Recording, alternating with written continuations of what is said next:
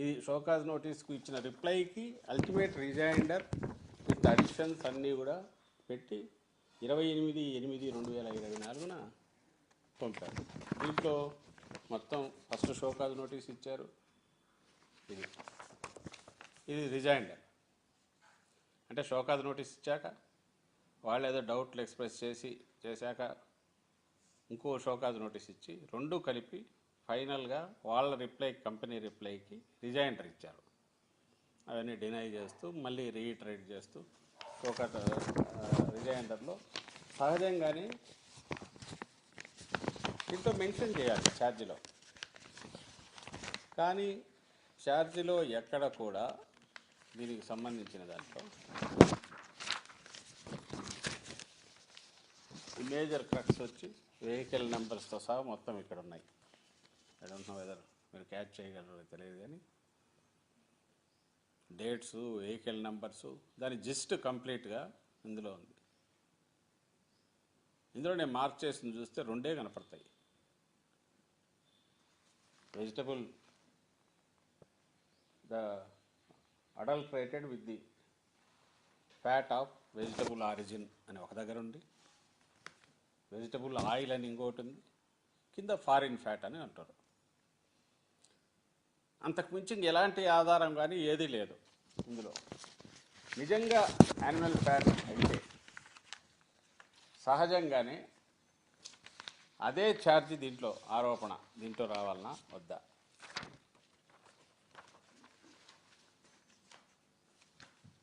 ఎందుకు రాలేదు? అలాగే దీనికి అటాచ్ ఏ రిపోర్ట్లు అయితే ఎన్డీడీబీ అటాచ్ చేశారో అందులో ఒకటి బయట కూడా వచ్చింది. ఏ రిపోర్ట్స్ అయితే అటాచ్ చేశారో ఆ రిపోర్ట్స్లో కూడా ఎక్కడ స్పెసిఫిక్గా యానిమల్ ఫ్యాట్ను ప్రూవ్ చేసే ఇవైతే కనిపించట్లా.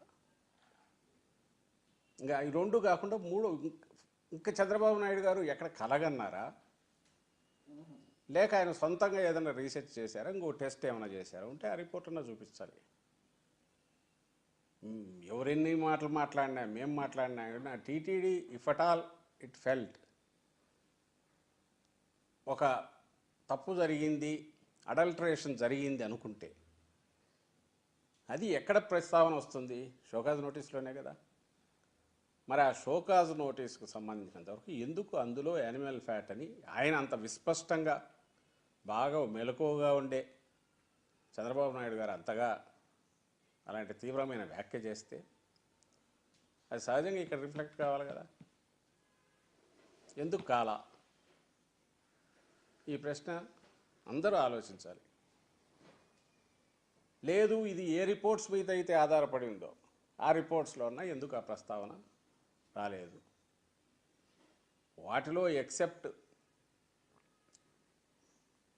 ఒక ఖచ్చితంగా స్పెసిఫికేషన్స్లో కనపడే వాటిలో బీఫ్ టాలో, ఫిష్ ఆయిల్ అనే పేర్లు తప్ప వేరే రకంగా అయితే ఎలాంటి ఆధారం లేదు. పైగా ఆ రిపోర్ట్స్లో కొన్ని టెస్ట్ చేసి చూసాం, సైంటిస్టులతో మాట్లాడాం, అలాగే కొన్ని కంపేర్ చేసి చూసాం. ఇది కూడా లేమన్ అంటే మనలాంటి వాళ్ళందరికీ కూడా తెలిసేది.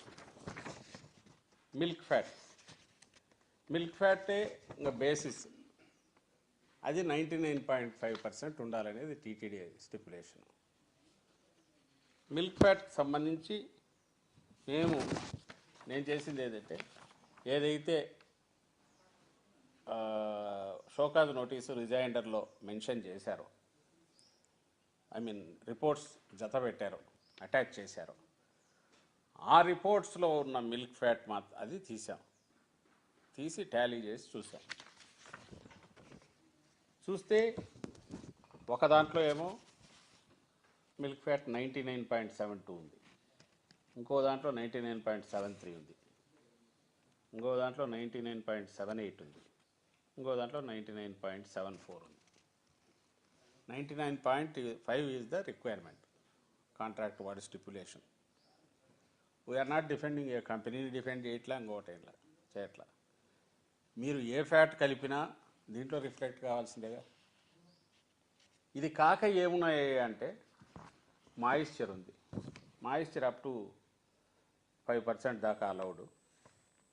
ఓ దాంట్లో 0.27 ఉంది, ఓ దాంట్లో 0.26, ఒక దాంట్లో మాయిశ్చర్ వచ్చి 1.4 ఉంది, ఒక దాంట్లో 1.2 ఉంది, ఒక దాంట్లో 1.0 ఉంది, ఒక దాంట్లో 1.2 ఉంది. ఇవి మాయిశ్చర్, ఇది మిల్క్ ఫ్యాట్. టోటల్ కలిపితే మీకు వచ్చేది ఎంత అంటే మిగులు ఆ రెండు కలపగా 100% అంటే టోటల్ వస్తుంది. 100%లో అంటే 0.27 ఒక దాంట్లో వస్తుంది, 0.28 ఒక దాంట్లో వస్తుంది, 0.21 ఒక దాంట్లో వస్తుంది, ఇంకో 0.25 ఒక దాంట్లో వస్తుంది. అంటే 100% అనుకుంటే ఒక 100 కేజీలు తీసుకుంటే 270 గ్రాములు కల్తీ